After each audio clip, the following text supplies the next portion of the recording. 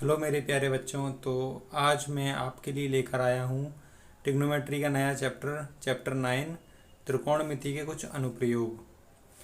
इससे पहले वाले चैप्टर में हमने त्रिकोणमिति का परिचय और उस पे बेस्ड काफ़ी सारे क्वेश्चंस करके देखे थे, जिसमें हमने ये चीज़ जानी थी कि कोई समकोण त्रिभुज होता है। जैसे इसमें समकोण त्रिभुज दिया हुआ है ABC, तो समकोण त्रिभुज में ये एंगल अगर 90 डिग्री दिया हुआ है तो ये जो उसके सामने वाली भुजा थी ये होता था कर्ण। थोड़ा साफ नहीं आया, मैं साफ से लिख के दिखा दूँ। ये भुजा होती थी कर्ण, ये लंब, और जो बची हुई भुजा होती थी वो होती थी आधार। तो इसमें हमने इन सभी भुजाओं के वैल्यूज़ फाइंड करना, जैसे साइन थीटा बराबर होता है लंब बटे कर्ण। अगर हमें लंब पता हो, कर्ण पता हो, तो हम इनके बीच के एंगल की वैल्यू, उसके साइन की वैल्यू, इस तरीके से हमने काफ़ी सारे क्वेश्चंस करके देखे थे।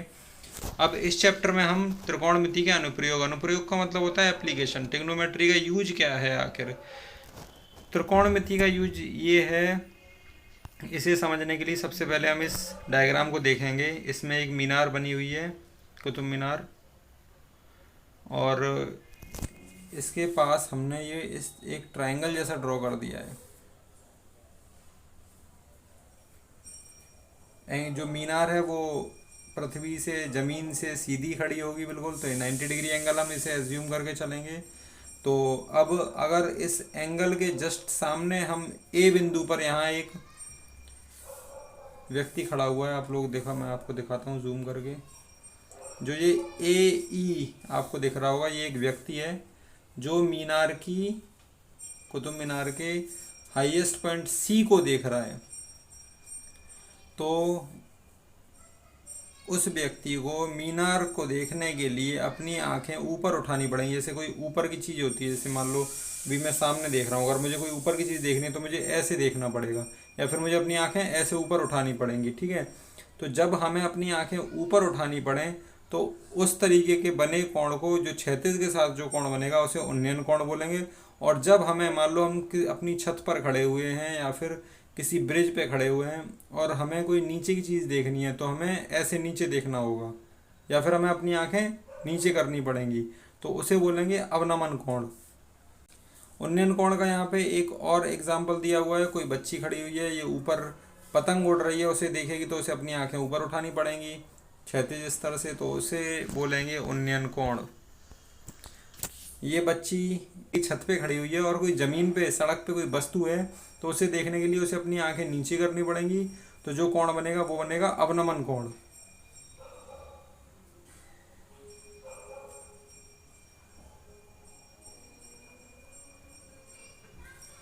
एक एग्जाम्पल और कर लेते हैं। इसी स्क्रीन रिकॉर्डिंग पे मैं आपको दिखा देता हूँ, फिर चलते हैं बोर्ड की तरफ।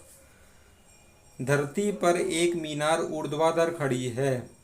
धरती पे कोई मीनार ऊर्ध्वाधर खड़ी है। धरती के एक बिंदु से, जो मीनार के पाद बिंदु से, अच्छा दो चीज़ें और बता दूं मैं, कोई मीनार है या फिर कोई बिल्डिंग है तो उसमें दो टर्म्स यूज होंगे। एक पाद बिंदु, पाद बिंदु मतलब फुट, ठीक है, और जो एक पाद बिंदु होगा ये वाला नीचे वाला पॉइंट, फुट।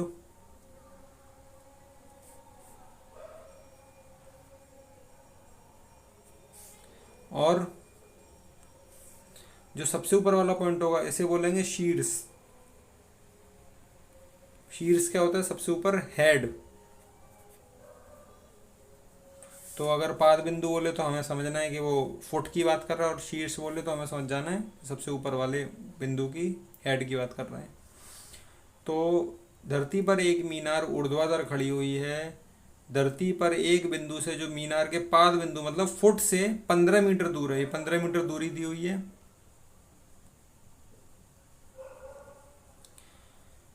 मीनार के शिखर का उन्नयन कोण 60 डिग्री है, तो मीनार की ऊंचाई ज्ञात करनी है। ठीक है, तो हमें क्या पता है, इस ट्राइंगल को हम अगर अपने माइंड में मेकअप करें, ये ट्राइंगल बना हुआ है, तो ए, मैं इधर साइड में बना के दिखा देता हूँ ये ट्राइंगल।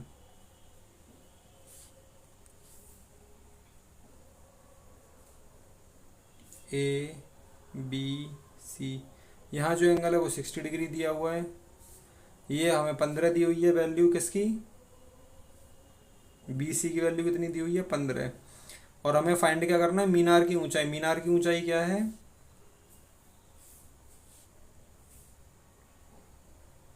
एच, हमें ये एच फाइंड करना है। तो ये 90 डिग्री एंगल हो गया। ए बी सी ट्राइंगल के लिए जो आधार होगा वो होगा 15, और जो लंब होगा वो होगा ए बी या फिर एच। तो ऐसा कौन सा ट्रिग्नोमेट्रिक आइडेंटिटी होती है, फिर ऐसा कौन सा ट्रिग्नोमेट्रिक, सॉरी आइडेंटिटी नहीं, कौन सी ट्रिग्नोमेट्रिक रेशियो होगा जिसमें लंब और आधार की बात की जाती है। तो हमें पता है कि टेन थीटा इक्वल टू क्या होता है, लंब बटे आधार, लाल बटे कक्का से, ये आधार थोड़ा गलत लिख गया, ठीक है। टेन थीटा, थीटा मतलब 60 डिग्री, टेन 60 की वैल्यू √3 इक्वल टू, इक्वल क्यों नहीं हो रहा, हाँ हो तो गया। लंब हमें फाइंड करना है एच अपॉन आधार कितना है 15। तो एच बराबर कितना हो जाएगा, क्रॉस मल्टीप्लाई करेंगे अपॉन 1 मान के,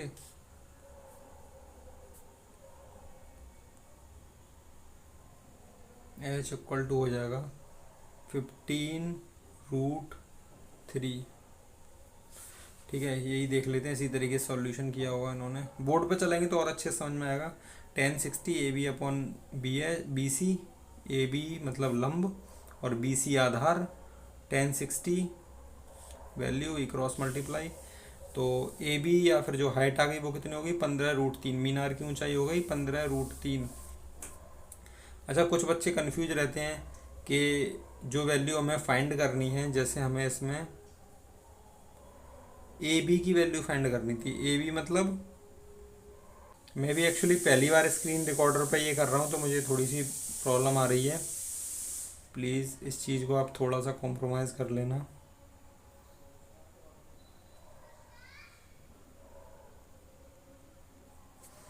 हमें लंब फाइंड करना है और हमें आधार दिया हुआ है, ठीक है। तो मैंने टेन थीटा लगाया। ऐसे ये कन्फ्यूजन वाली कोई बात नहीं है कि अगर टेन थीटा के बजाय कोई बच्चा अगर कॉट थीटा लगाता,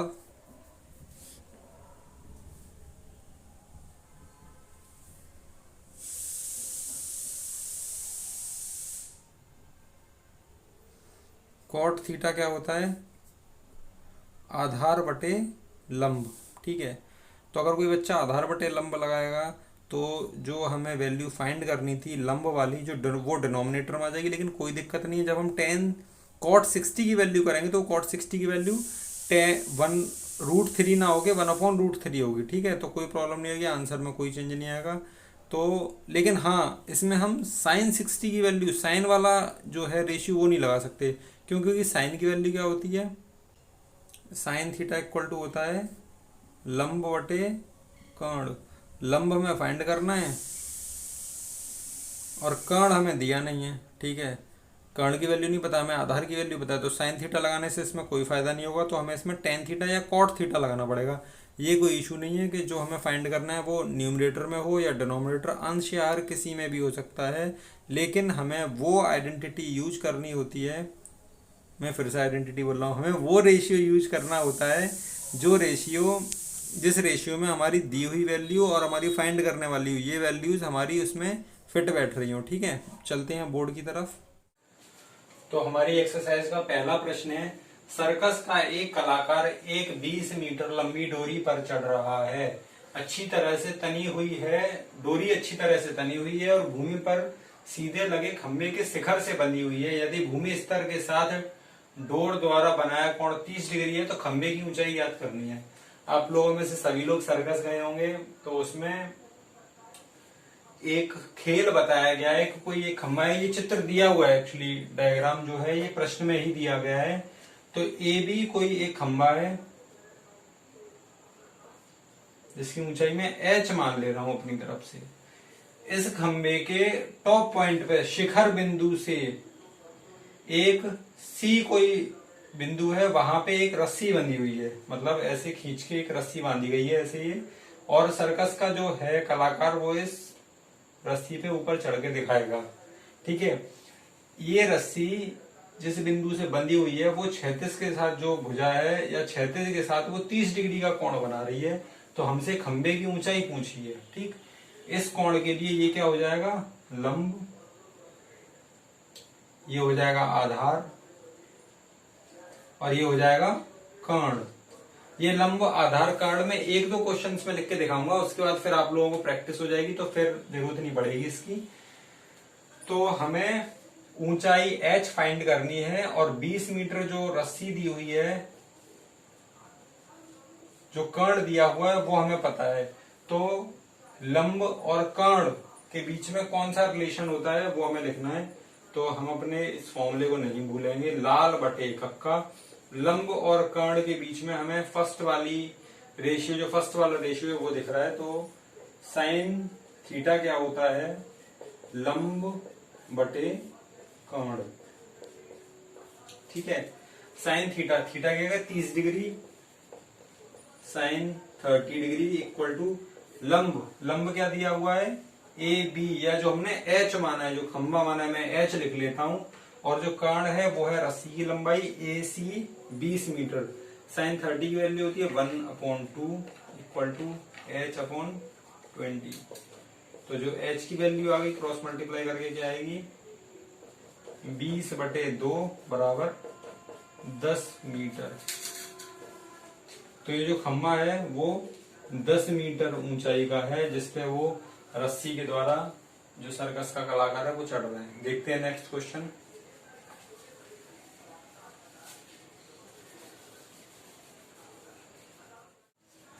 नेक्स्ट क्वेश्चन है क्वेश्चन नंबर 2।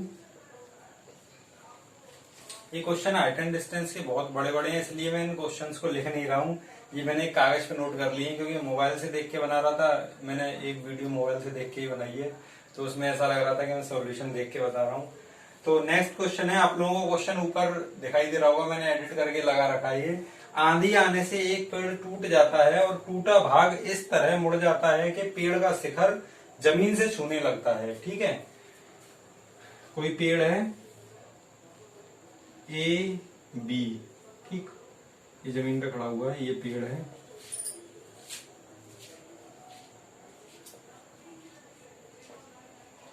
इस पूरे पेड़ की जो चलो उसे आगे देखेंगे, वो इस तरह के टूट जाता है कि पेड़ का शिखर जमीन से छूने लगता है। ये पेड़ था, आंधी बहुत जोर से आई और ये बी वाला चीज टूट के जमीन से लग गई। मान लो ये पेड़ यहां से टूट गया, बी वाली चीज टूट के यहां लग गई बी, ये, और ये जहां से टूटा वो मान लिया मैंने सी। ठीक है, तो यहां से सी वाला पॉइंट है जहां से पेड़ टूटा। आपको समझ में आ गया होगा, कोई पूरा सीधा खड़ा हुआ पेड़ था, आंधी आई, मान लो यहां से टूटा पेड़, तो ये वाला टूट के ऐसे करके धराशायी हो गया, ऐसे गिरा टक, तो ये टूट के यहां गिर गया। ठीक, पेड़ का शिखर जमीन से छूने लगता है और 30 डिग्री का कोण बनाता है। जो शिखर था बी, ये बी डैश मान ले रहा हूं, ये 30 डिग्री का कोण बनाने लगता है। ठीक है, पेड़ के पाद बिंदु की दूरी जहां से शिखर छूता है 8 मीटर है। पेड़ का पाद बिंदु मतलब ए, यहाँ पेड़ का बॉटम पॉइंट, और शिखर जहां छू रहा है वो दूरी कितनी दी हुई है, 8 मीटर। तो हमें पेड़ की ऊंचाई ज्ञात करनी है। पेड़ की ऊंचाई कितनी है, ए बी डैश। ठीक, तो ये सारी चीज मैं लिख दे रहा हूं। पेड़ की कुल ऊंचाई जो है वो है आपकी ए बी डैश। ठीक है, ये पूरी। अब अगर ध्यान से देखो आप, तो पेड़ की जो ऊंचाई होगी वो क्या होगी, पेड़ ये भी है और ये टूट के गिरा वो पेड़ है। ठीक, तो अगर मैं बीसी फाइंड कर लूं और एसी फाइंड कर लूं और अगर मैंने जोड़ दूं तो वही तो पेड़ होगा, वही तो पूरी पेड़ की ऊंचाई होगी।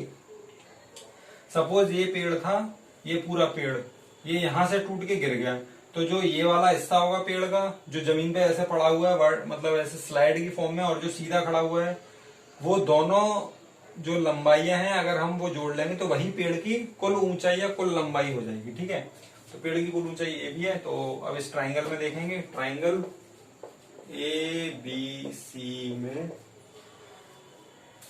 हमें क्या दिया हुआ है, आधार दिया हुआ है। ये हो जाएगा आधार, ये हो जाएगा कर्ण, ये हो जाएगा लंब। ठीक, तो सबसे पहले मैं आधार और कर्ण में कोई सा भी कर लो, आधार लंब वाला देख लो चाहे आधार कर्ण वाला देख लो। वही लाल बटे कक्का से हमें आधार पता है तो हम कौन सा वाला, कौन सी आइडेंटिटी लगा सकते हैं, आधार और कर्ण वाली। ठीक है, ये नहीं लगा सकते क्योंकि हमें ना लंब पता है ना कर्ण पता है, तो आधार और कर्ण वाली लगाएंगे। आधार अपॉन कर्ण क्या होता है, कॉस थीटा बराबर आधार बटे कर्ण। कॉस थीटा कॉस 30, आधार कितना है 8 मीटर और कर्ण कितना है बी सी मान ले रहा हूं मैं। ठीक, कॉस 30 की वैल्यू होती है √3/2। ठीक है, 8/BC। यहां से BC कितना आ जाएगा, क्रॉस मल्टीप्लाई होगा। ठीक है, तो 8 दूनी 16 बटे √3। इसका रैशनलाइजेशन कर सकते हैं, √3 का मल्टीप्लाई ऊपर नीचे कितना हो जाएगा, 16 √3 बटे 3 का 3, √3 का √3 मल्टीप्लाई 3। BC की लंबाई में पता चल गई, क्या हो गया 16 √3 बटे 3। अब आधार पता है, कर्ण पता है, तो कुछ बच्चे पाइथागोरस थ्योरम लगा सकते हैं। पाइथागोरस थ्योरम से भी आंसर आएगा लेकिन वो थोड़ा टिपिकल पड़ेगा। अब हम लंब और आधार वाला जो है वो लंब और आधार वाला टेन थीटा, टेन थीटा क्या होता है, लंब बटे आधार टेन 30 इक्वल टू टेन 30 की वैल्यू होती है 1/√3। लंब कितना है AC और आधार कितना है 8, तो क्रॉस मल्टीप्लाई करेंगे, AC इक्वल टू हो जाएगा 8/√3। रैशनलाइजेशन परमेयकरण करेंगे तो 8√3 बटे 3 AC। जो पेड़ की कुल ऊंचाई है वो है AB- या फिर BC प्लस AC। अब मैं जगह नहीं, मैं यहां लिख दे रहा हूं, पेड़ की कुल ऊंचाई AC प्लस BC।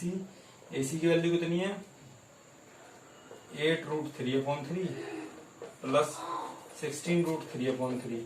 √3/3 कॉमन आ जाएगा,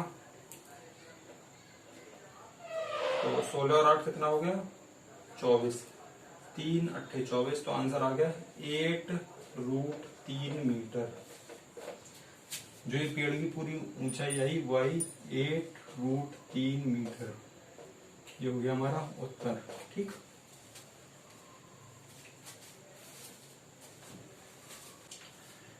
तो नेक्स्ट क्वेश्चन है हमारे पास, एक ठेकेदार बच्चों के खेलने के लिए एक पार्क में 2 फिसल पट्टी लगाना चाहती है। एक ठेकेदार, जो फिसल पट्टी आप जानते होंगे इस तरीके का झूला होता है, ऐसे फिसलते हैं बच्चे। एक ठेकेदार बच्चों के खेलने के लिए एक पार्क में 2 फिसल पट्टी लगाना चाहती है। 5 वर्ष से कम उम्र के बच्चों के लिए वह ऐसी फिसल पट्टी लगाना चाहती है जिसका शिखर 1.5 मीटर की ऊंचाई पर हो और भूमि के साथ 30 डिग्री का कोण बनाता हो। ठीक है, 5 छोटे बच्चे, मतलब 5 वर्ष से कम उम्र के बच्चों के लिए बात हो रही, 5 वर्ष से बड़े जो बच्चों के साथ उनके पेरेंट्स आएंगे वो भी खेल सकें उसके ऊपर। तो 5 वर्ष से कम उम्र के बच्चों के लिए वह ऐसी फिसल पट्टी लगाना चाहती जिसका शिखर 1.5 मीटर की ऊंचाई पर हो। मान लो ये जमीन है और इससे 1.5 मीटर की ऊंचाई पर AB ये हो गया, और भूमि के साथ 30 डिग्री का कोण बनाता हो। ठीक, इसे C मान लिया। और 5 वर्ष से बड़े बच्चों के लिए 60 मीटर का कोण और 3 मीटर की ऊंचाई पर इससे डबल और 60 डिग्री का कोण।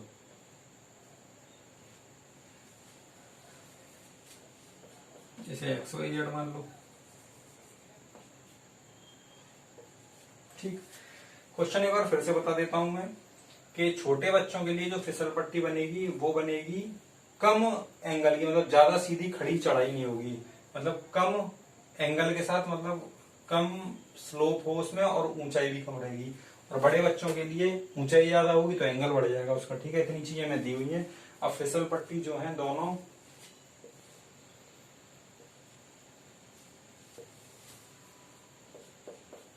ये एच एक्चुअली नहीं मानना चाहिए था, जैसे अपने मन से मानते हैं इसको एच, क्योंकि हाइट के लिए लिया था। चलो कोई बात नहीं। जो फिसल पट्टी की लंबाई 5 वर्ष से कम बच्चों के लिए उसे मैंने स्मॉल एच मान लिया है BC, और 5 वर्ष से बड़े बच्चों के लिए उसे मान लिया है कैपिटल H YZ। ठीक है, बहुत आसान है, कोई दिक्कत की बात नहीं है इसमें। 90 डिग्री का एंगल है ये। सामने वाली भुजा क्या हो जाएगी? लंब। गलत, सॉरी, इस एंगल के सामने वाली भुजा होगी लंब, ये होगा आधार, ये होगा कर्ण। ठीक, तो हमें क्या फाइंड करना है? लंब पता है, कर्ण हमें ज्ञात करना है। लाल बटे कक्का से लंब हमें पता है, कर्ण ज्ञात करना है। लंब और कर्ण के बीच में कौन सा रेशियो होता है? लंब और कर्ण के बीच में होता है साइन थीटा। त्रिभुज ABC में साइन थीटा बराबर क्या होता है? लंब बटे कर्ण साइन 30 इक्वल टू लंब कितना है? AB अपॉन कर्ण कितना है? BC। साइन 30 की value 1/2, AB 1.5 upon BC H। तो H बराबर हो गया क्रॉस मल्टीप्लाई करके 3 मीटर। जो 5 वर्ष से छोटे बच्चों के लिए फिसल पट्टी बनेगी वो बनेगी 3 मीटर लंबाई की। ठीक, अब आते हैं बड़े बच्चों के लिए, 5 वर्ष से बड़े बच्चे जिसमें उनके माँ बाप भी टाइम पास करने के लिए झूलेंगे। तो सेम वही प्रोसेस है, साइन 60 डिग्री इक्वल टू लंब बटे कर्ण, डायरेक्ट वैल्यू रख दूं, चलो लिख दे रहा हूँ, XY अपॉन YZ। XY की वैल्यू 3 अपॉन YZ की वैल्यू H। साइन 30 की वैल्यू होती है √3/2। अब तो वैल्यूज याद हो गई होंगी, पूरा चैप्टर करा हुआ है ट्रिग्नोमेट्री का। 3/H क्रॉस मल्टीप्लाई करके H इक्वल टू 6/√3। रैशनलाइजेशन करने के लिए ऊपर नीचे √3 का मल्टीप्लाई कर देंगे तो आ जाएगा 6√3/3, 3 दूनी 6, 2√3 मीटर। तो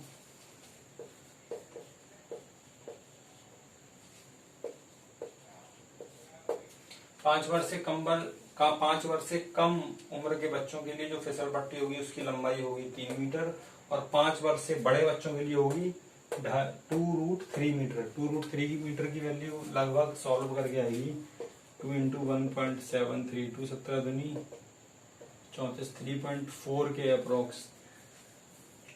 तो जो बड़े बच्चे हैं उन्हें स्लाइडिंग में ज्यादा समय लगेगा, वो ज्यादा आनंद ले पाएंगे। तो देखते हैं नेक्स्ट क्वेश्चन। तो नेक्स्ट क्वेश्चन है हमारे पास क्वेश्चन नंबर 4। भूमि के एक बिंदु से जो मीनार के पाद बिंदु या मतलब बॉटम पॉइंट से 30 मीटर दूरी पर है, मीनार के शिखर का उन्नयन कोण 30 डिग्री है। मीनार की ऊंचाई ज्ञात करनी है। ये कोई मीनार है,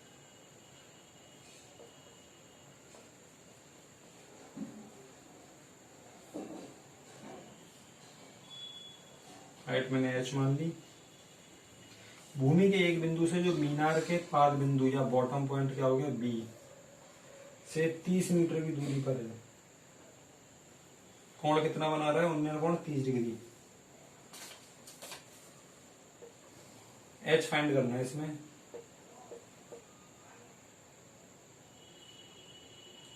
अगर हम क्षैतिज तल पर यहाँ पर हैं और हमें कोई मीनार देखनी है तो हमें उसे देखने के लिए अपनी आंखें ऊपर उठानी पड़ेंगी, ऐसे ऊपर देखना पड़ेगा। तो उन्नयन मतलब एलिवेशन, तो ऑब्वियसली बात है एग्जाम इसमें पेपर में दिया हुआ है, मतलब क्वेश्चन में दिया हुआ है उन्नयन कोण। अगर नहीं भी दिया होता तो हमें पता है कि उन्नयन कोण ही होगा, क्योंकि हम नीचे से ऊपर की तरफ देख रहे हैं। तो हमें मीनार की हाइट फाइंड करनी है। एंगल के सामने वाली भुजा क्या हो जाएगी? लंब, और ये हो जाएगा आधार।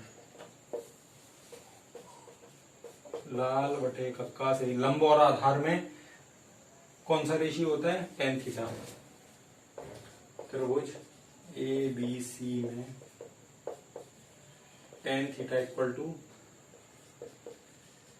लंब बटे आधार। tan थीटा tan 30 की वैल्यू होती है 1/√3 इक्वल टू लंब कितना हो गया? ABH। आधार कितना है? 30। क्रॉस मल्टीप्लाई करेंगे, H इक्वल टू 30/√3। ऊपर नीचे रैशनलाइजेशन करने के लिए। अच्छा, रैशनलाइजेशन करना पता है क्यों जरूरी है? क्योंकि ना कभी कभी ऐसा आ जाता है कि √3 की वैल्यू 1.732 यूज करिए या फिर √2 की वैल्यू 1.414। तो उस सिचुएशन में हमें 30 में 1.732 का डिवाइड देना ज्यादा कठिन होगा, मल्टीप्लाई करना आसान होगा। ठीक है, तो जो भाग होता है, न्यूमरेटर डिनोमिनेटर होता है, हर होता है, उसमें अंडर रूट को नहीं रखना होता है, इसलिए परमीकरण किया जाता है।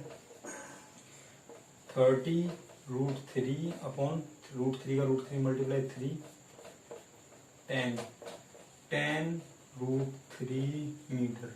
अगर यहाँ पे बोले ना कि √3 की वैल्यू 1.732 यूज करनी है, तो 10 इंटू 1.732, तो जो इसका आंसर हो जाएगा, 10 का मल्टीप्लाई कर रहे हैं तो यहाँ शिफ्ट हो जाएगा पॉइंट, तो 17.32 मीटर। ठीक है, अगर वहीं देखें हम रैशनलाइजेशन ना करते तो 30√3 में अगर यहाँ 1.732 का डिवाइड देते तो वो ज्यादा टफ पड़ता, मल्टीप्लाई करना ज्यादा आसान होता है, इसलिए रैशनलाइजेशन किया जाता है।